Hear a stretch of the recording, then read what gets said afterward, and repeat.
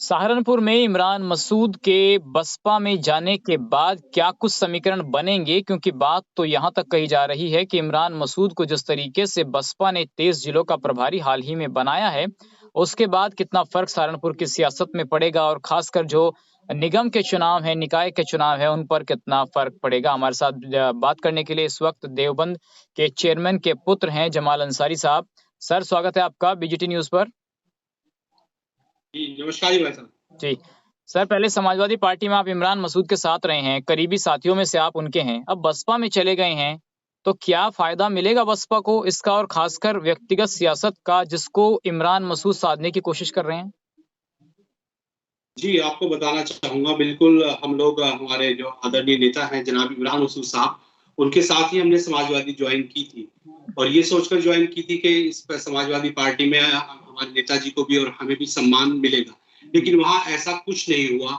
और इन सब को देखते हुए हमने समाजवादी पार्टी छोड़ने का निर्णय लिया और इसी दौरान हमारे आदरणीय नेताजी की बहन जी से बात हुई और बहन जी ने जो सम्मान हमारे आदरणीय नेताजी को दिया गया है, मैं उसके लिए उनका शुक्रगुजार हूँ और उम्मीद है आने वाला टाइम हमारे नेताजी के लिए, बहन जी के लिए और हमारे लिए सभी के लिए शुभ संकेत लेकर आएगा। लेकिन भाई साहब, जिस बसपा पर इमरान मसूद गरजते थे और ये कहते थे ये तो गिरोह है, पैसे लूटने का काम होता है यहाँ, मैं उसको पार्टी नहीं मानता, आज उस पार्टी में जाना, क्या ये एक व्यक्तिगत महत्वाकांक्षा है इमरान मसूद की कि देखिए व्यक्तिगत हित को तो आप साध सकते हैं, लेकिन बसपा को लोकसभा में ऊपर ले जाना और उनको मुख्यमंत्री बनाना, क्या ये अकेले इमरान मसूद कर सकते हैं?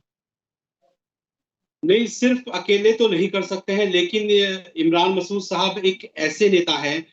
जिन्हें पूरा सहारनपुर जिला नहीं, पश्चिमी उत्तर प्रदेश नहीं बल्कि पूरा हिंदुस्तान उनके नाम से वाकिफ है और उनके साथ एक आवाम जुड़ी हुई है। ये बात आप भी बखूबी जानते हैं। दूसरी बात, जैसे कि आप कह रहे हैं कि इमरान मसूद साहब ने बसपा के खिलाफ कुछ बोला था, मैं आपको बताना चाहूंगा जो बाहर की खबरें मिलती थी, लोगों ने जो गुमराह किया वो उस टाइम के दौरान बोला गया होगा, लेकिन जैसे ही हमारे आदरणीय नेता जनाब इमरान मसूद साहब बहन जी से मिले, उनके विचार सुने, उनसे मिले तो बिल्कुल उल्टा पाया और यही सोचकर उन्होंने बसपा जो पार्टी है इसे ज्वाइन किया है। आपको नहीं लगता कि ये जो फैसला इमरान मसूद ने अब लिया है, अगर विधानसभा चुनाव से पहले ले लेते तो शायद एक दो विधायक जो है वो बसपा को भी मिल जाता जिले से?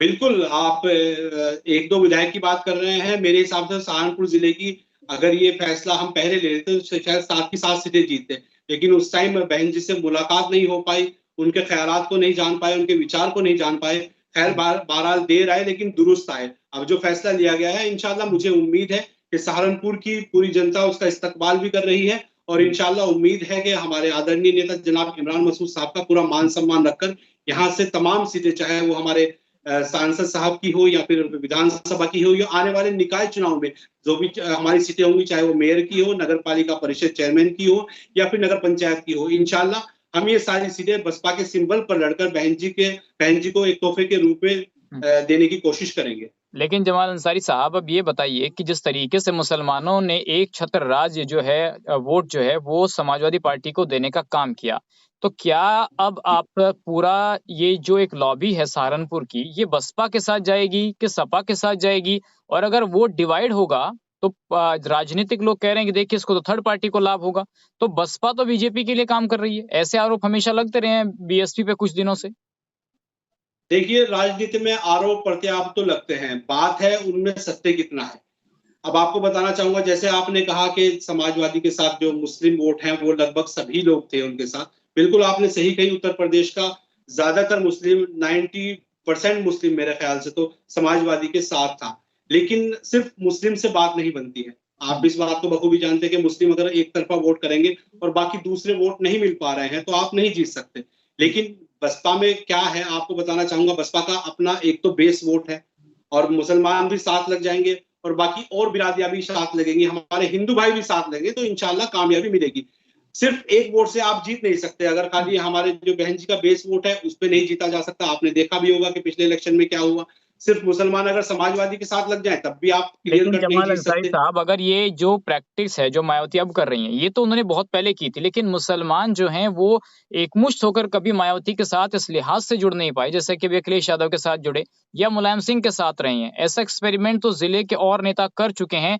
चाहे आप आसपास के जिलों के नेताओं की बात कर ले, कादिर राणा है, यहाँ पर मुनव्वर हसन है, तबस्सुम हसन है, आपके मेरठ के हाजी याकूब हैं, इसके अलावा मुख्तार अंसारी हैं। बड़े बड़े मुस्लिम नेता बसपा में आए लेकिन फिर छोड़कर चले गए। तो ये मुस्लिम और दलित का समीकरण कभी यूपी में पास हो नहीं पाया है। देखिए,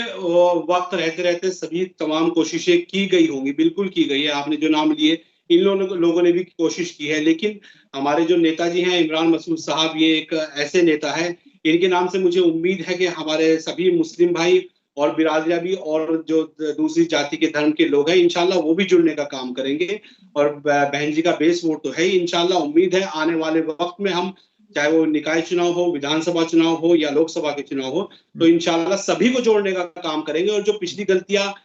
हमारे कुछ नेताओं से अगर हुई होंगी, तो सभी लोग नहीं जुड़ पाए हैं, तो उसे भी हम निखारने का काम करेंगे और इंशाल्लाह मुझे उम्मीद है कि हमें कामयाबी